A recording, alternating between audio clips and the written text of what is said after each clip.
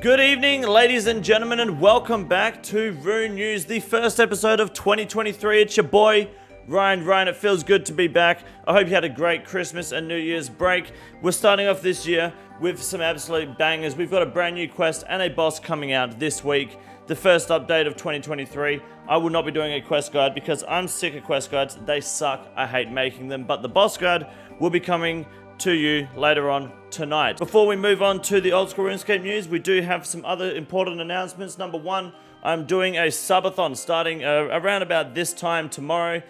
So when this video is live, within 24 hours, we will be live on this channel for about 7 days, depending on how the stream goes. Don't be afraid to come by and say hi. Hit the subscribe button down below and turn the bell on so you don't miss the notification when we do go live. And of course, we have some new merch that has been dropped for 2023. The Face Fucker merch is now available on Teespring and Redbubble, in the links down below in the description, if I remember to put them there by the time this video is uploaded. Before we move into the old school RuneScape section of this video, I have a quick question for you all to answer in the comment section down below. Over the Christmas break and the New Year's break that Jagex had from the office, what was the most valuable drop you got in your name? Not that you saw, in your name during the break period, whether it was from a raid or a boss or it was a pet. Pets are valued at about 5 mil, in my opinion. So down below, leave the comment of your most valuable drop, where you got it from, and who asked. Now we're going to move on to the old school RuneScape update. Well, boys, here it is, the Secrets of the North and More update. This is a massive blog. This update is packed full of goods. I hope there's no rollback, for the love of God, but I'm just going to scan over it relatively quickly. I won't go into too much detail. The information is there if you want to check it out on the website, or you can pause the video.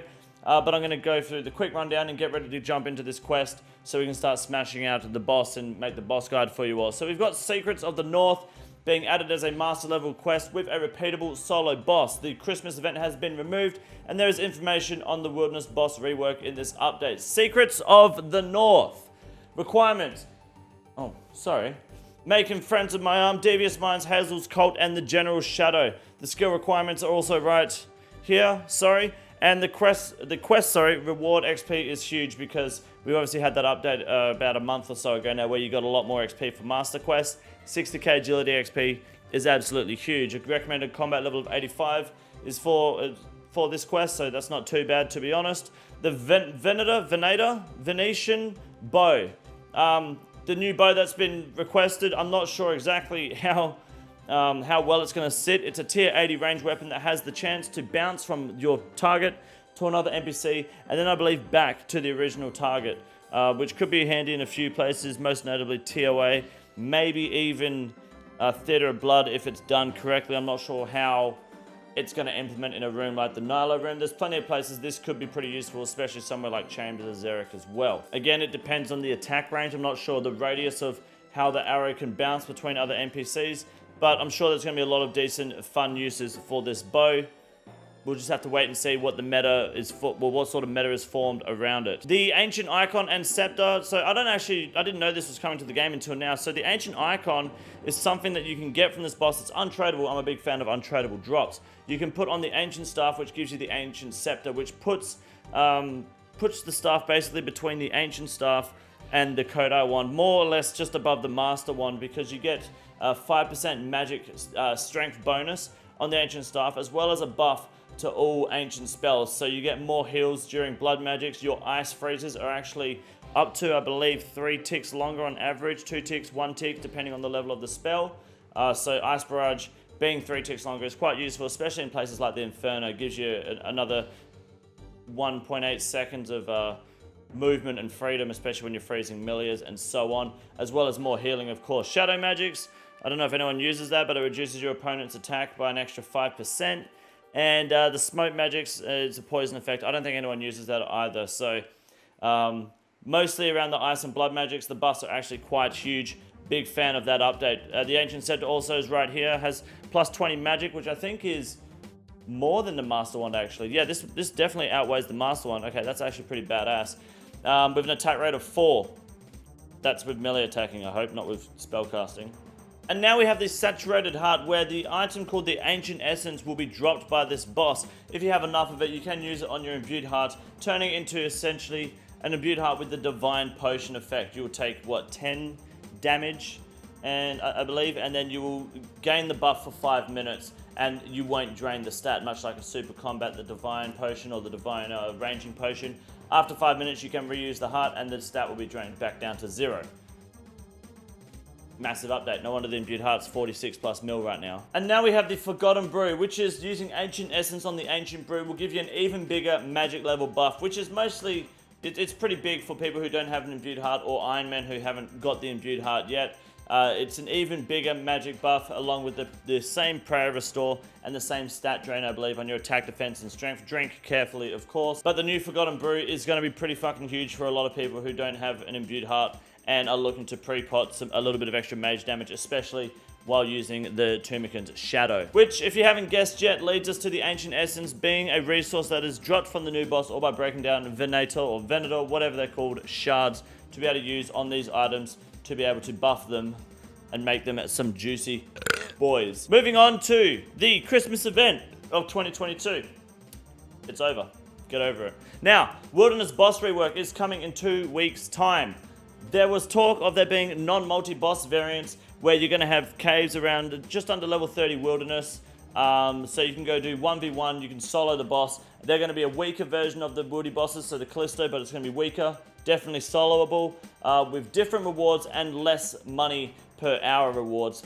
But it is going to be singles plus, so people can jump in and attack you mid-fight, because it wouldn't be fair to be able to make it just normal single combat. There's no risk, because as long as the boss is attacking you, I'm pretty sure that means that a PK can't attack you back. So pretty much you just hold it still.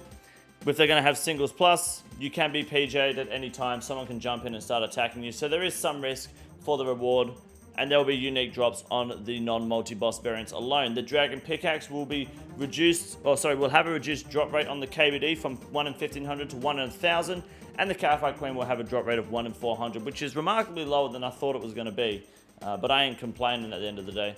The Catfight Queen will fuck you up, doesn't matter what gear you're wearing or who you are. The Volcanic Mine will also have the Dragon Pickaxe, but I've never done Volcanic Mine, so I'm going to skip over that. Other changes, combat achievements.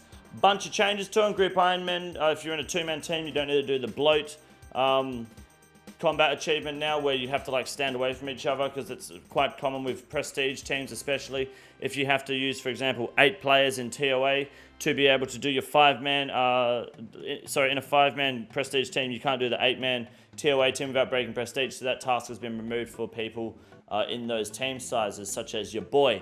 But they've made a bunch of changes and improvements to the TOA TOA combat tasks and fixes, which were quite necessary because they were very tedious on release, and they still are to this day a little bit busted. And finally, for like I guess a miscellaneous section of this update, the Blast Furnace ore shop will now remain static, meaning, actually I don't really know what that means. Although we initially made this change for Iron players, we now decided to implement it to all versions of the shop. So I'm pretty sure that just means the prices don't skyrocket ridiculously, like they're aligned with other shops now when you're starting to buy ores. I'm pretty sure that's what it means, but correct me if I'm wrong. I don't really care. But also, a bunch of items here on this list have been added to the Grand Exchange sync list, including the Tumican's Shadow, the Zarat Vambraces, a bunch of Torva, the Fang, pretty much TOA and next drops are on the list. A new equipment tab section right here, you have attack speed now. Base is what the weapon's attack speed is, and actual is in case you're on rapid with a ranged weapon. And, what the fuck is all this? Various Slayer interfaces, such as the rewards interface, access through various Slayer masters have had their capitalization made more consistent, but it's just crap we don't care about, let's be honest. Cool little butterfly theme there for the fairy ring, which is pretty nice. I like that change. PvP World Rotor has been activated. No more PvP on the Osworlds, I believe. And that is about it for this week for the Old School update. Massive update. Make sure you go to the website and check it out if you want to see some more details. But I'm more interested in this new quest, which we're going to get into as soon as this video is over. So without further ado, of course being the key word, get ready for the RuneScape 3 update. Now, RuneScape 3 for 2023 is going to be very different for everyone this year. There's got new skills, new quests coming out. It's going to be a great evolution for the game. But for the old school RuneScape players, for the people watching RuneNews out there, nothing changes because RuneScape 3 is fucking dog shit. Good evening, ladies and gentlemen. Welcome back to the Grand Exchange segment of RuneNews. It's your boy, Wade Green. 2023 is looking good. It's really great to be back in the scene. It's been a long and dark Christmas holiday, but we're back and we're gaming. Today we have the Vigora's Chain Mace. Now we know the Wilderness boss update happens in 2 weeks. These weapons are getting a buff and the bosses are changing. They're going to have new mechanics, they're going to have a new spawn, and they're going to have new ways for you to get absolutely fucking destroyed by PKs while trying to kill them. The price of this chain mace has been going up along with the crossbow and that weird staff no one uses. We've been saying it for the past 12 months, this is going to happen. You've had plenty of time to prepare. If you didn't invest 12 months ago, you lost out on the biggest income you could have earned in your life when it came to old school RuneScape investments. But don't worry, the price will probably peak, I would say, another 5 mil, and then it will drop off once the update has arrived. Now, the Pharaoh's Scepter is dropping quite dramatically in price. This is pretty common with Raid 3 becoming less popular and a lot of people realizing it's just it's the worst raid that they've come out with, to be honest. Now, that's not to say it's a bad raid. All raids are good, to be honest, but of the three, it is definitely the least fun, unless you enjoy Bubba Puzzle Room, and then Bubba himself, and then Akka for some reason just is a pain in the ass. So you either smash the room or you get smashed in the room.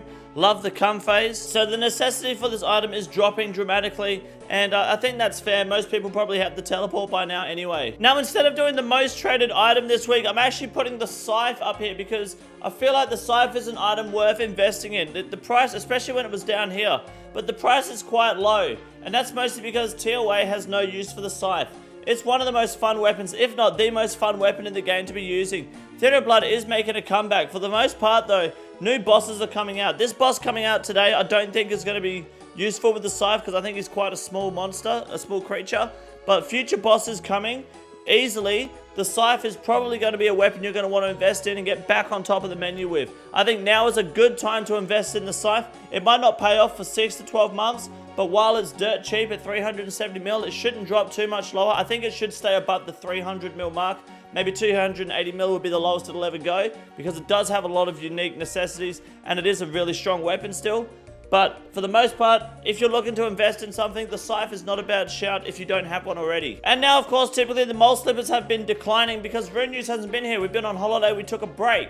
My apologies. But we are back and the mole slippers will be rising again, and that's a guarantee. You know what the best part about this drop is? Now's a better time to invest than the dickheads up here. Okay? You haven't got your mole slippers yet? Now is the time to go, because next week they're going to spike up to roughly around here again, around the 300k mark. You'll make 80k on your mole slippers around this time next week, the week after. That's a King Condor guarantee right there, straight from the mouth of Wade Green. Mole slippers are coming back on the rise, and being this low is the perfect time to invest, because by the end of this year, 2023, they will be worth 1 mil. You can mark my fucking words on that one, boys. Invest in your mole slippers today, become a shit cunt tomorrow. Now, of course, finally, the RuneScape girlfriend is in the bin over Christmas. Who cares, right? New bosses are coming out now, new quests. We ain't got time for none of that shit. The girlfriends are dropping. The quality of I guess, girl activity as well within the RuneScape community is dropping quite hard as well, especially in the Twitch and Twitter area. Over here on YouTube, though, where we stream 5 days a week at the King Condor Network, the rate and quality of woman and female has never been higher. So you know where to go for your one-stop shop to find some peak quality clunge. Don't be a weird cunt in my chat, alright? Because I will fucking ban you.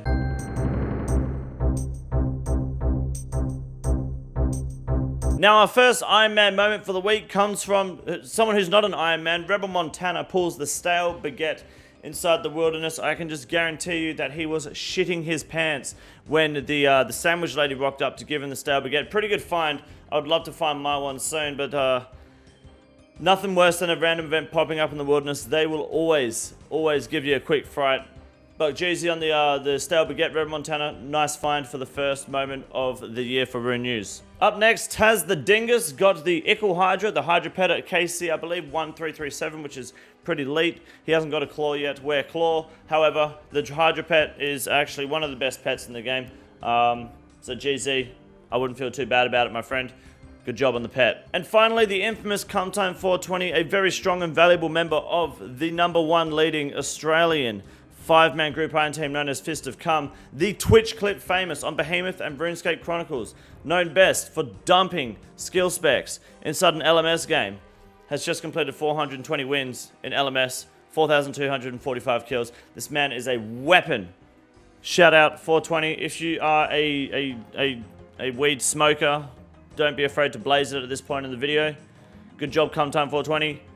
And that, ladies and gentlemen, will be it this week for RuneNews. It's your boy, Ryan. I appreciate you all coming by. I hope you enjoyed the episode. I'm now going to go do that new quest, and then I'm going to get the boss guide done, and then you guys are going to enjoy that too, because we'll be delivering it in typical King Condor fashion. Thank you. I hope you guys had a good Christmas break. Look after yourselves, and I'll see you guys in the live streams / subathon tomorrow. This is the easiest room in the raid. It's quite simple. You got a big boy. Look at him. God damn. Fuck me. Look at that boy. It's huge.